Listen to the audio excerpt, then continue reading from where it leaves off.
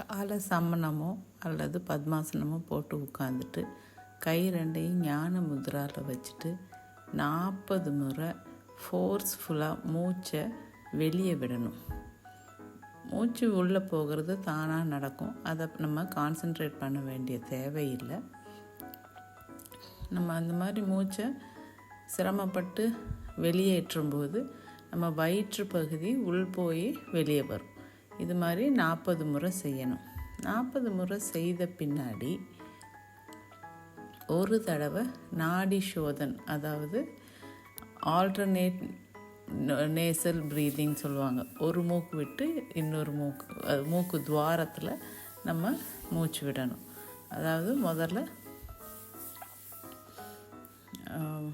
வலது கை எடுத்து கட்டை விரலை வலது கை மூக்கு துவாரத்தை அடைச்சிட்டு இடது மூக்கு துவாரம் வழியாக மூச்சை உள்ளே நல்லா இழுத்து அதை நெஞ்சுக்குள்ளேயே கொஞ்ச நேரம் வச்சுட்டு பின்ன வலது மூக்கு துவாரம் வழியாக சுவாசத்தை வெளியேற்றிட்டு திரும்பவும் வலது மூக்கு வழியாகவே சுவாசத்தை உள்ளெடுத்துட்டு நெஞ்சுக்குள்ளேயே அந்த மூச்சு காற்றை பிடிச்சு வச்சுட்டு கொஞ்சம் ஒரு சங்கடமாக இருக்கும் பொழுது அந்த மூச்சு காற்றை இடது மூக்கு துவாரம் வழியாக வெளியேற்றணும்.